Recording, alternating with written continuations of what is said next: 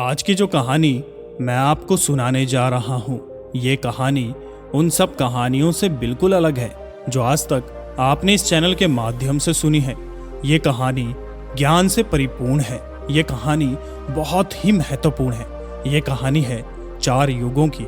हो सके तो कहानी को पूरा सुनिएगा।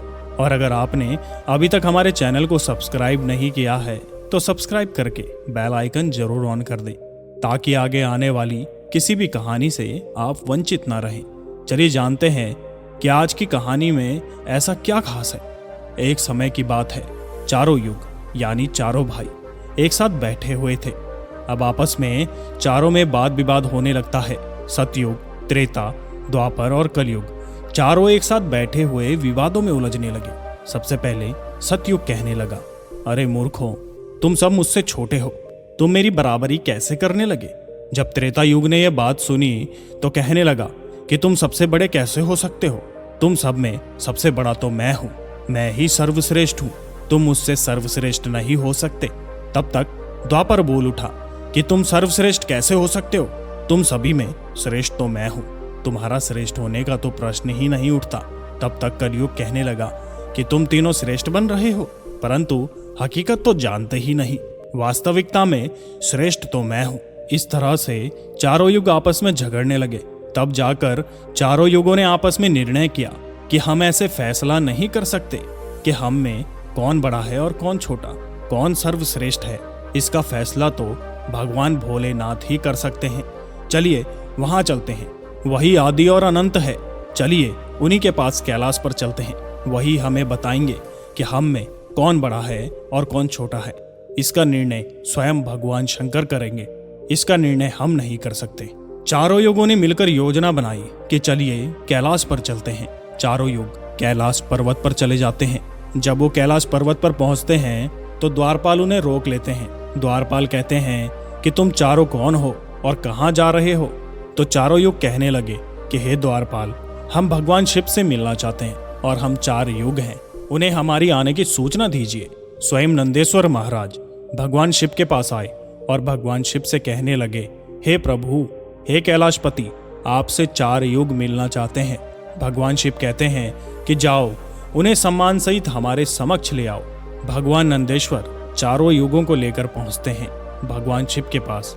भगवान शिव ने चारों को सम्मान सहित अपने दरबार में बैठाया। चारों युग भगवान शिव को प्रणाम करते हैं।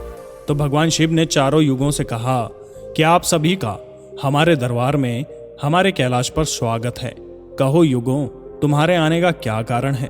तुम तो स्वयं ही काल चक्र हो, तुम तो स्वयं ही समय हो, फिर ऐसा क्या कारण है कि तुम्हें हमारे पास आना पड़ा।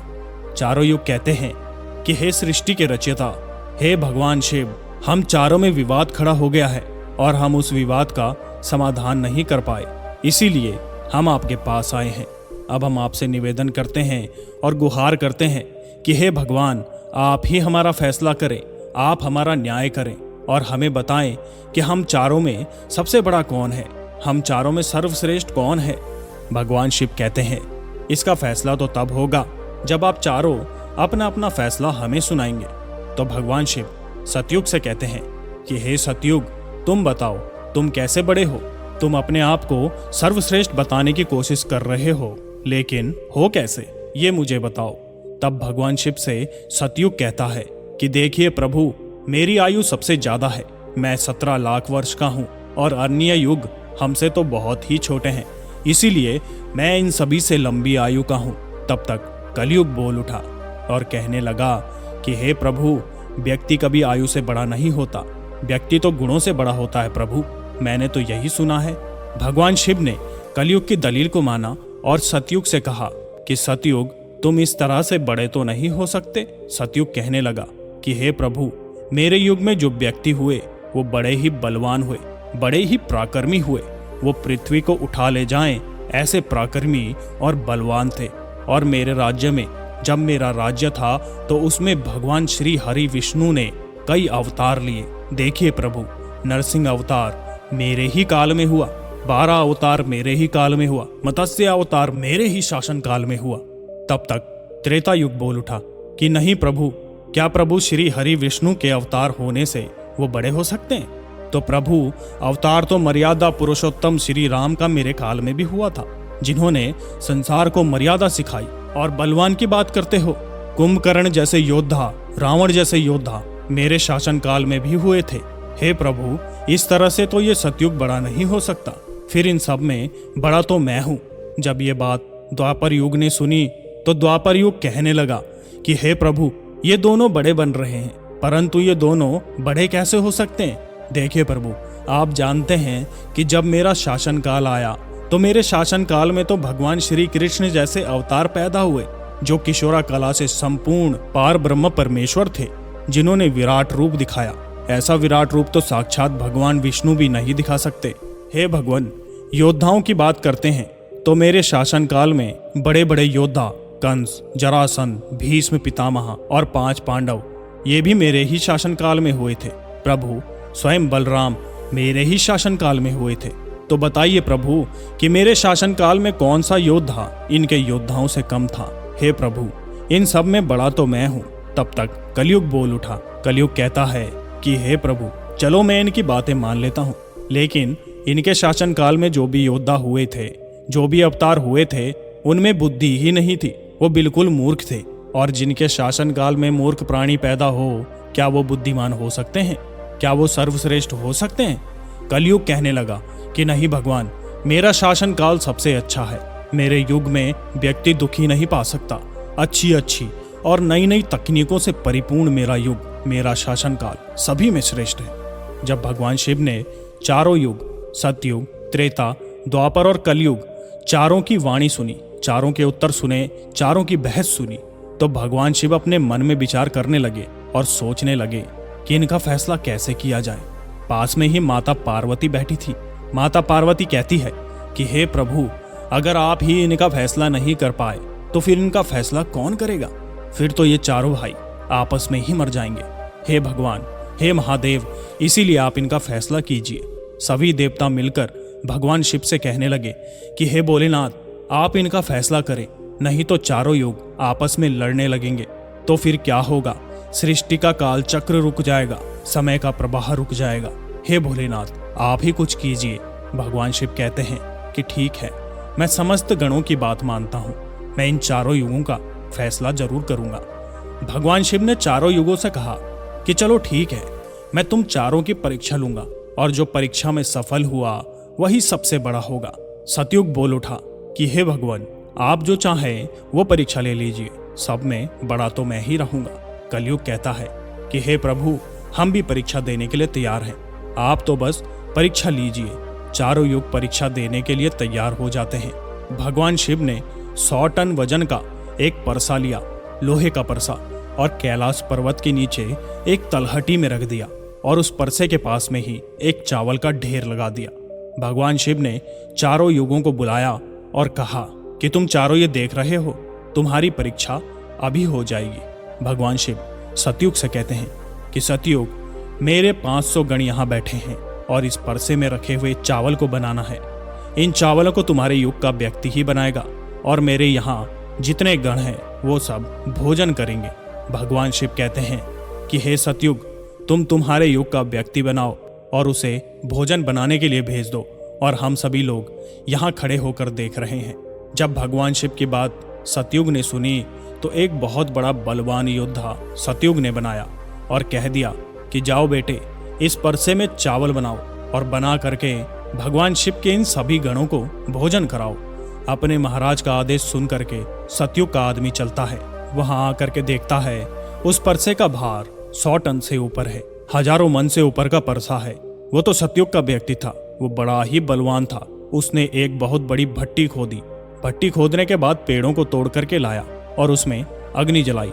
अग्नि जलाने के बाद परसे को एक हाथ से उठाया और उठा करके भट्टे पर रख दिया, और चावल उठाया और परसे में डाल दिया, पानी डाल दिया और चावल बना डाला।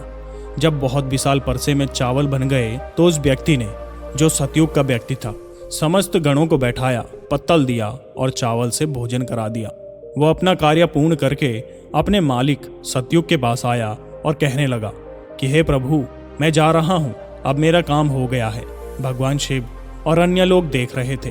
भगवान शिव त्रेता युग से कहते हैं कि हे त्रेता युग, अब तुम अपने युग के व्यक्ति को भेजो और ये परसा जो रखा हुआ है इसे मैं अपनी माया से हटा देता हूँ और दूसरा इसी के समान परसा बना देता हूँ।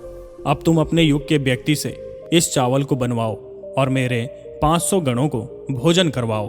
तो त्रेता युग ने कहा, ठीक है प्रभु, जैसी आपकी आज्ञा। तो त्रेता युग ने भी अपना एक महान योद्धा कुंभकर्ण जैसा बलवान प्रकट किया और उसको आदेश दिया कि जो तलहटी में नीचे हजारों टन का परसा रखा हुआ है और इसमें हजारों मन पास में जो चावल रखा है उसे बनाना है, पकाना है, और जब चावल पक के तैयार हो जाए तो इन 500 गणों को भोजन कराना है। त्रेता युग का व्यक्ति भी बड़ा ही बलवान था। वो चलता है उस परसे के पास आया, पास में ही एक भट्टी खोदी और उस परसे को दोनों हाथों से ताकत लगाई और उठा के भट्टे पर रख दिया और परसा रखने के बाद अग्नि जलाई। अग्नि जलाकर उसमें चावल डाला, पानी डाला, चावल पक के तैयार हो गए।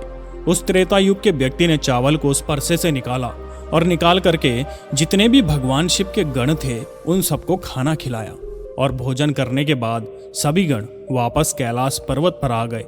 भगवान शिव ने फिर अपनी शक्ति से उस परसे को समाप्त कर दिया। भगवान शिव अब द्वापर युग से कहते हैं कि हे द्वापर, ये दोनों युग अपनी अपनी परीक्षा दे चुके हैं, अब तुम्हारी बारी है।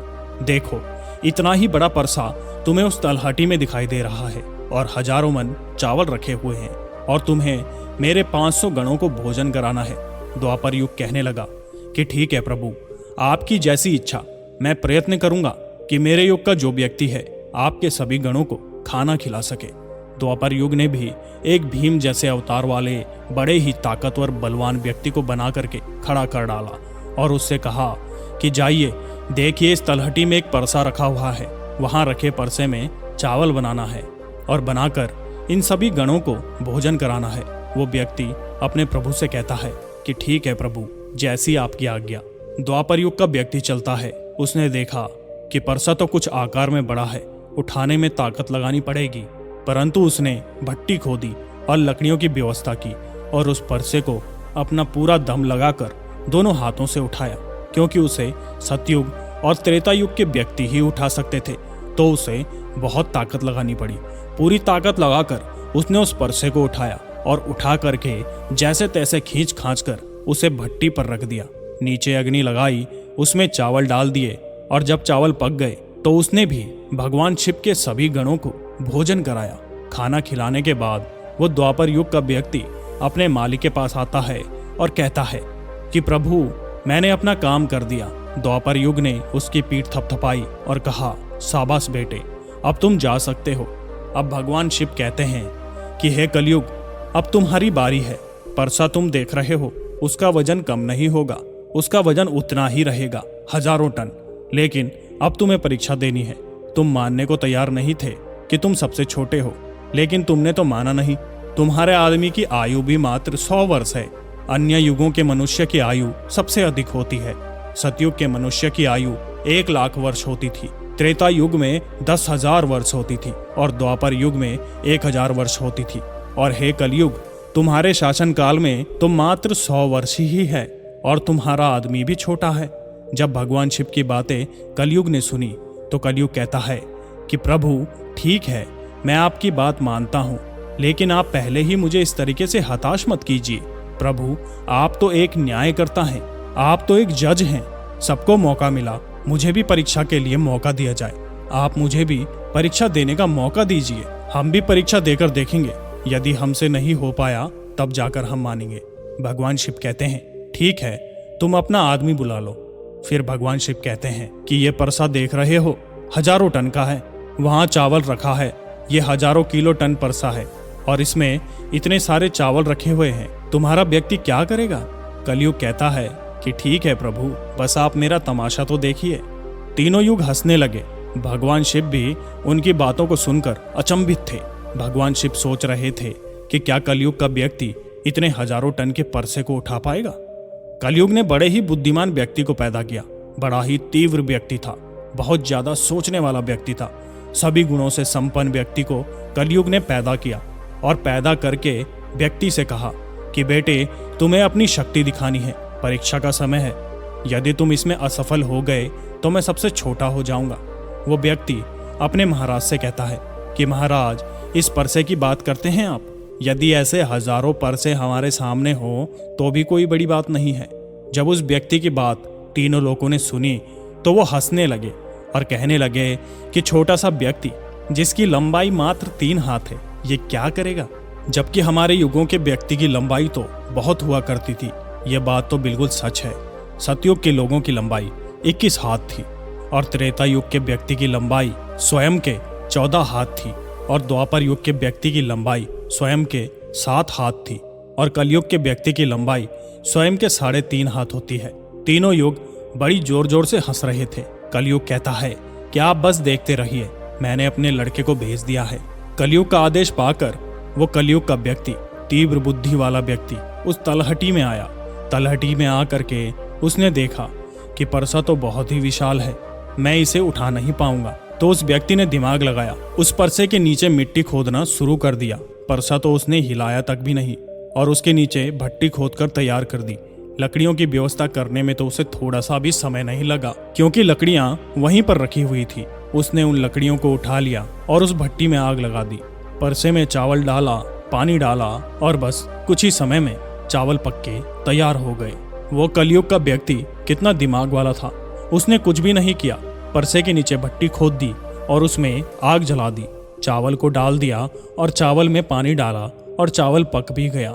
जब चावल पक गए तो भगवान शिव के गणों को एक कतार में बैठा दिया और कुछ गणों से कहा कि आप मेरा साथ दें और इन चावलों को आपस में परोस दीजिए।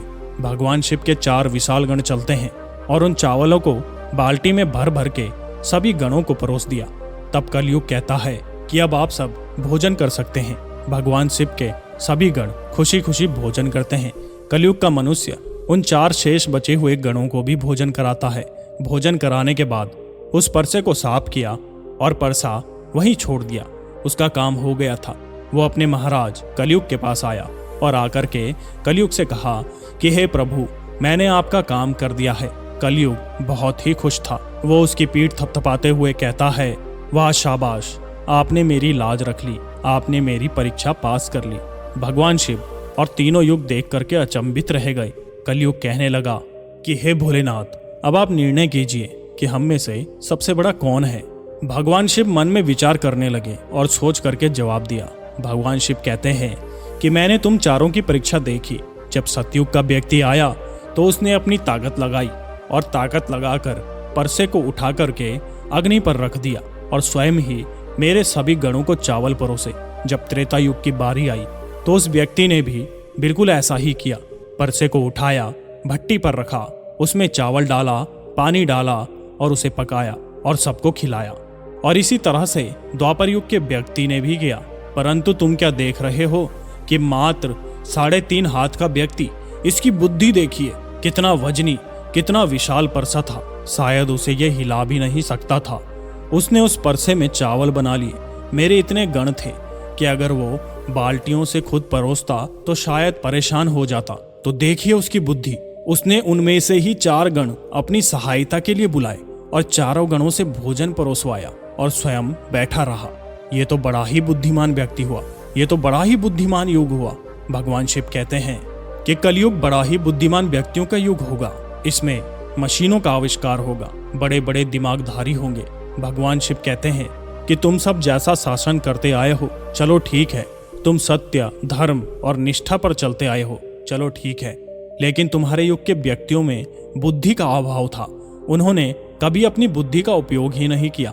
नहीं तो कुंभकर्ण, रावण, इनके जैसे महान योद्धा जिनको मारने के लिए स्वयं भगवान अवतार लेकर आए, और वो इतने मूर्ख हैं कि ये नहीं जान सके कि ये भगवान है, ये सृष्टि के रचनाकार है, और उनसे ही युद्ध किया और सभी के सभी मारे गए। कलयुग के व्यक्तियों को देखो आप, कितने बुद्धिमान हैं। और आगे आने वाले युगों में, आगे आने वाले कलयुग के राज्य में ऐसे ही बुद्धिमान व्यक्ति देखने को मिलेंगे। तो भगवान शिव ने फैसला किया कि तुम चारों में सबसे बड़ा कलयुग होगा। कलयुग मशीनों का युग होगा। कल का अर्थ है मशीन और युग का अर्थ है समय। कलयुग मशीनों का समय होगा। इस समय बड़ी बड़ी मशीनों का आविष्कार होगा, जो कि सतयुग, त्रेता युग और द्वापर युग में नहीं हो पाएगा। भगवान शिव की बात सुन करके वो चारों युग भगवान शिव की बात मान लेते हैं और चारों युग अपने अपने धामों को अपने अपने शासनों को और अपने अपने राज्यों को लौट जाते हैं। तो आपने देखा कि कैसे भगवान शिव ने चारों युगों का फैसला किया। हम आशा करते हैं कि आज की कहानी आपको पसंद आई होगी और आपको इस कहानी से बहुत कुछ सीखने को भी मिला होगा। धन्यवाद।